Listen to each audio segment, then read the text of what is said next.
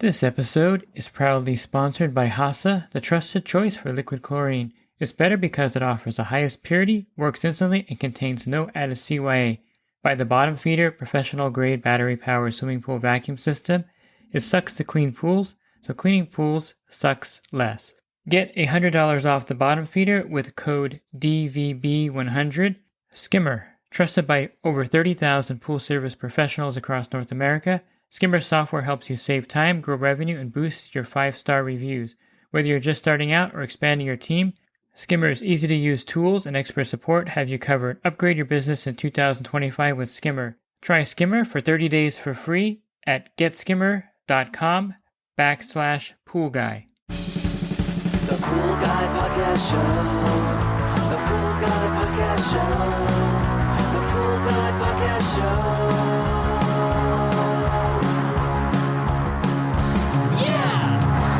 Hi, and welcome to the Pool Guy Podcast Show. In this episode, I'm going to kind of continue off of what I did on Infinity Edge pools, where I talked about certain problems that you would run into with that pool type. I think I'm going to take this particular podcast and focus on problems you have when you are kind of overdoing it on pools and essentially doing too much for a pool project, and some things that you may run into with those particular projects.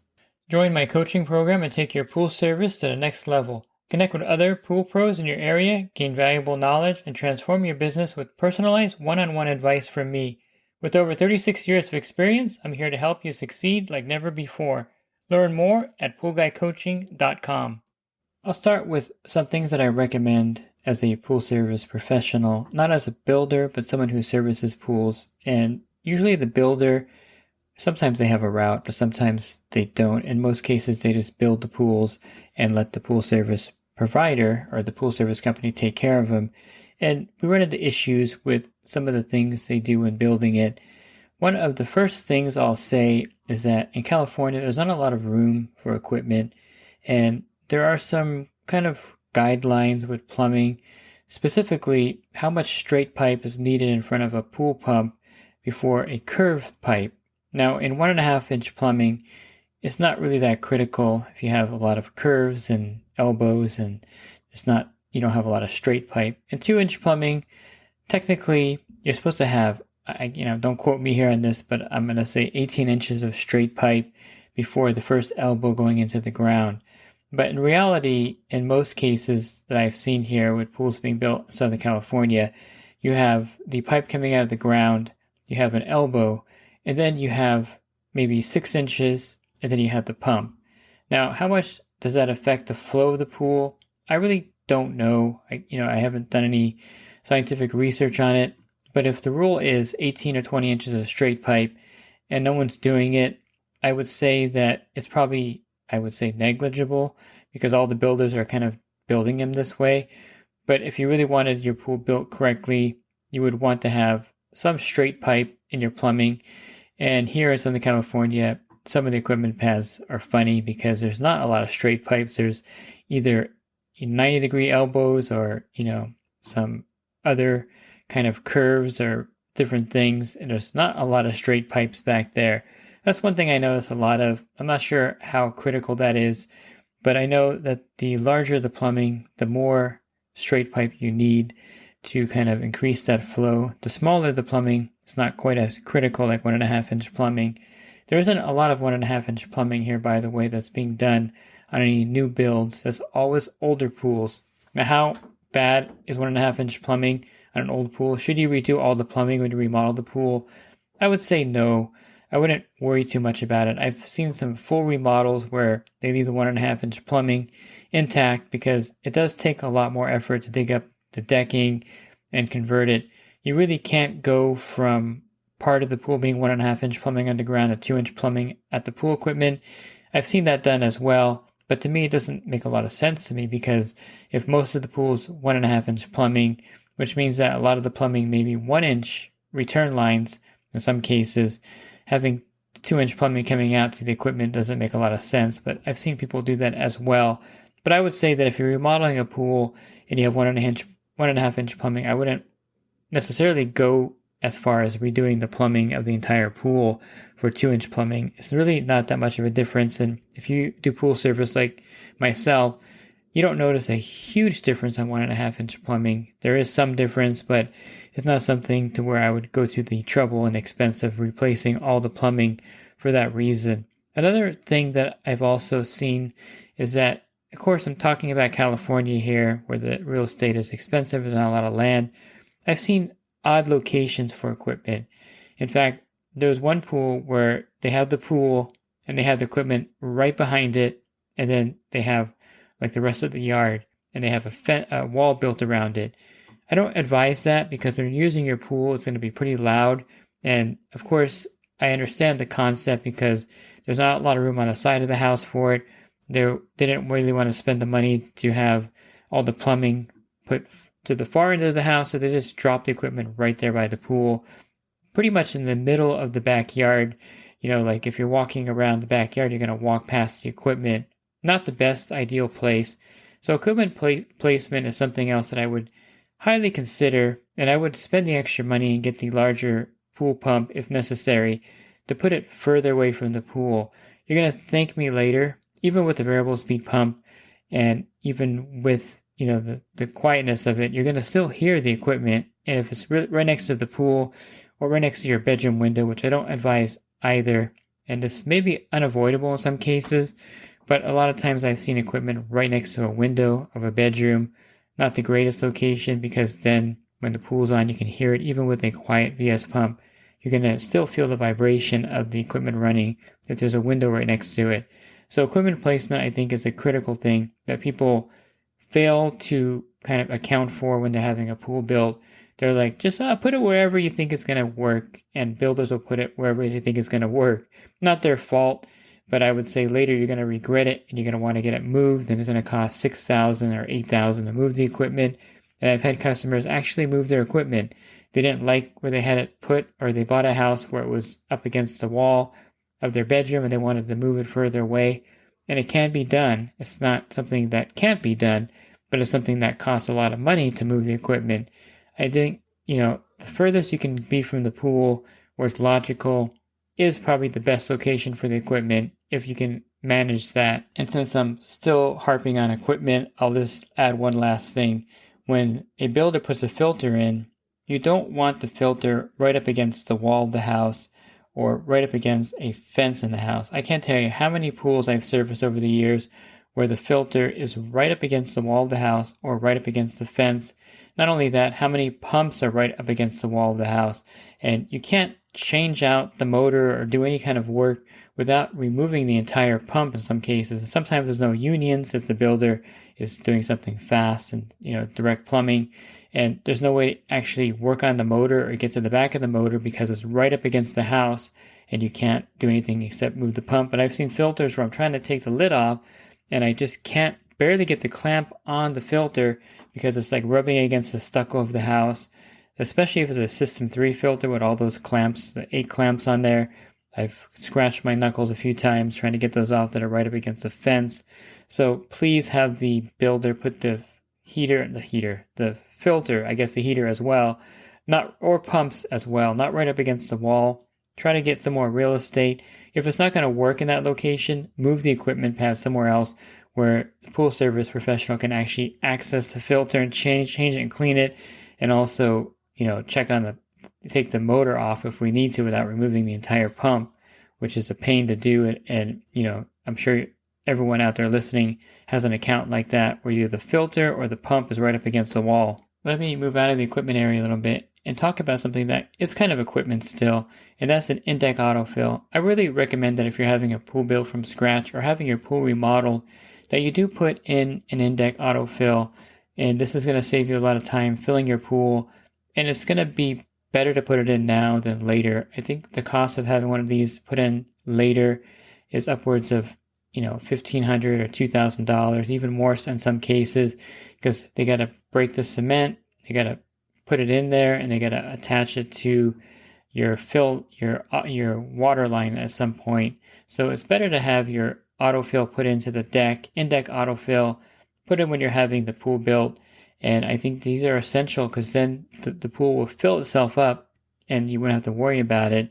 And it's something that's kind of like a set it and forget it. Of course, you have to replace parts sometimes when they fail, but generally the in-deck autofills are something that I prefer. And if you're having a pool built, I would highly suggest having an in-deck autofill put into the pool. Let me talk a little bit about the size of the pool. Now, we're not building very big pools now in Southern California, mainly because, and I say this and people like scratch their heads or think that I'm not being truthful and that we're crazy here, but in Los Angeles County, to have a 15 by 30 pool built, just your standard cookie cutter rectangular pool, maybe a 7-foot rectangular spa, let's say, and the equipment, just your standard equipment, maybe not even automation in some cases, but your standard equipment, heater, pump, filter, and having that 15 by 30 pool built with white plaster is about $130,000. Now I know that sounds insane, but that's the cost of a 15 by 30 in-ground pool, 3 to 6.5 feet, 7 feet deep to have it built. And so the bigger you get, the more money it costs for that. Now, I'm sure in some parts of the country, like Texas, I'm hoping maybe parts of Florida is a little less expensive. I don't know. But in California, in my area of Southern California, Los Angeles County, that is the going rate. I've seen many bids people have sent me. They're like, hey, look at this bid. Does this sound right to you? And I'm like, well, I mean, maybe get another bid. And it comes back like exactly the same. And so I kind of know the cost of it because I've seen these actual bids and I've seen them itemized. It's pretty insane. So I would say that building a giant pool anyway is not really that cost effective and useful. You'll find that you're not really using the big pool as much. And in all reality, I think the spa is used a lot more, or is going to be much more useful later than the pool itself. Like my pool, I don't go in it anymore. My son's older. All my niece and nephews are older. No one uses the pool. But the spa definitely is still being used. And I was smart enough to get a really big spa built. I think it was a 8-foot round or 7-foot round spa. But I've seen people with like little dinky spas. And I think the worst, and this is something that I really want you to consider and think about, is those people in Southern California or maybe Florida or Texas that have a pool built with no spa. They're thinking, well, I'll just get a fiberglass above ground spa and put it back there. I don't need a spa in my pool. That'll save me a lot of money on the build, and I'll just have a pool, no spa. I think that's a big mistake for a number of reasons. I think aesthetically, an attached spa looks really nice. You can even create like a water feature with it if you have it a little elevated above the pool, and you could add a spillway to kind of make it a poor man's water feature kind of thing. So that's definitely something that I see people make a mistake with, and I've had customers, and this is true, that had just pools, and then they had the pool remodeled and it had a spa added because they should have done that in the first place. I had a customer build this beautiful pool. I mean, it's just spectacular. You know, it's a rectangular shape with pebble tech and it looks great, but they didn't put a spa in, and then now they want a spa. And the best solution for them was to have a spa built, in-ground spa built with separate equipment, not really attached to the pool, but kind of matching it. So that's what I would suggest you do if you have the room. If you do have a pool with no spa, you can actually have one built if you have room. Let's say you have a deck area or grass area. Just drop an in-ground spa there, have a separate equipment, and then you would have kind of like an in-ground spa and pool. You just don't get that same effect with the spillway. You can, of course, remodel and add a spa. That costs a lot of money. So don't make this mistake when you're getting a pool built. Just add the spa at the moment you're having the pool built. Pool and spa combos, I think, in Southern California work really well. I think if you're thinking you're going to get a fiberglass above ground spa, that's fine. It's just not going to be the same experience of having a pool and spa combo together. I've talked to many customers that didn't get a spa built. They got the fiberglass above ground spa, and they're kicking themselves because they really want to have that experience of having the pool spa combo, sitting in the spa, overlooking the pool. It's just a better experience than having no spa and an above ground spa that's separate. And the above ground spas take more maintenance. They're kind of a pain to maintain, in my opinion, and you'll find that out if you do get one of those. But I don't mind you having an above ground fiberglass spa and a built-in spa. That's actually kind of cool because you can have you can use either one of those if you wanted to, but you definitely want to have a spa built when you have your pool built. Let me touch on one last thing that I think is really important, and it goes back to equipment kind of, but it also goes to the overall build of the pool. If you're having water features put in, a waterfall or, Sean Descents, I think I pronounced that correctly, maybe not, but if you have any kind of water feature, you would want to have that on a separate pump. I really think it's important to have your water features, and if you have multiple water features, maybe 2 separate pumps. I do not like having the water features attached to the main pump with a valve to control it. I think that's not necessary. I know that it's going to cost more to run it. You're not going to run the water features that much anyway. It's going to be much more convenient. I'll give you this example. If you had a pool and spa combo and you had waterfall features or some kind of water feature attached to it, and you put your pool in spa mode, well then you can't have people sitting in the spa enjoying the spa and have the pool waterfall or water features active at that moment. I know many people that had pools built that for whatever reason, saving money or not thinking about it, had their water features attached to their main pool pump with a valve, and then when they're using their spa, they can't enjoy that water feature, and they regret not having that. Now, you can do that retroactively sometimes if the plumbing is set up correctly, but in most cases, you're kind of stuck with having your water feature attached to your main pump. So if you are having water features put into the pool, I highly recommend having a separate, what we call a booster pump or waterfall pump, put in so that you could have that kind of effect with the, sitting in the spa, or you can even have the pool off and have the water features running. However you want to do it, having that separate pump for the water features is essential. I wouldn't necessarily would say you need a separate pump for the spa. Some people have separate systems for both, but you can run the same system. You just want to have the separate pump for the water features so that you can run those while you're in spa mode and have to worry about it. And why I was talking about that, I thought of one more thing to add, and that is a suction port for a suction cleaner. Or I think the best thing you can do, and I've seen this done not too often, but I would say add a suction port for a suction cleaner and also add a booster pump, dedicated line for a booster pump. Now, you don't have to have the booster pump installed, but if you're having the pool built, I would say have the builder make a dedicated return line for a booster pump in case you want to put a pressure side cleaner there in the future. So you have the booster pump line, maybe no booster pump yet, have that capped off so that if you do add a booster pump, you'll have a line for the Polaris cleaner, the pressure side cleaner, but always there should be a side port for a suction cleaner. I find connecting a suction cleaner to the side port is much more effective than connecting it to the skimmer, and most builders in California, Arizona, and Nevada automatically put in a suction side port, no question. It's not even something that's debatable. They'll just put it in the pool bid, and you'll have a dedicated suction port for the suction side cleaner with a Jandy valve to control the suction from the skimmer and the side port. But not a lot of builders put in a booster pump dedicated line. It's really easy to do while the pool is being built. They'll just put the line in and then they'll leave it capped. And I've seen this in some pool builds here, not too many.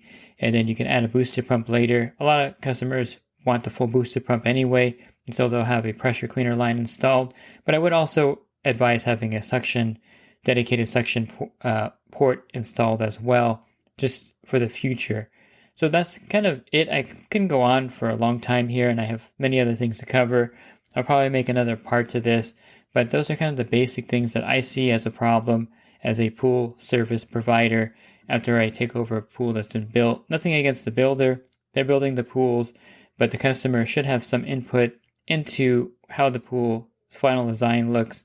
And a lot of times you're not thinking about certain things. So I hope this makes you aware of certain things to think about when you're having your pool built, and some things to consider correcting before, and some things that you can't correct later. So they have to be corrected now before you actually build the pool or remodel the pool. Adding some of the things during the remodel would be smart as well. Looking for other podcasts I've recorded, you can find those on my website, swimmingpoollearning.com. Just click on the podcast icon there on the banner. That'll take you to a drop-down menu of other podcasts I have as well. There's over 1,600 of them there. And if you're interested in the coaching program that I offer, you can learn more at poolguycoaching.com. Thanks for listening to this podcast. Have a great rest of your week, and God bless. This episode is brought to you by HASA, providing products that deliver clean, healthy water for every aspect of everyday life. The bottom feeder battery-powered vacuum system, portable, powerful, and only weighs 12 pounds. And Skimmer. Get Skimmer, America's #1 pool service software. Podcast listeners can try Skimmer for free at getskimmer.com/poolguy.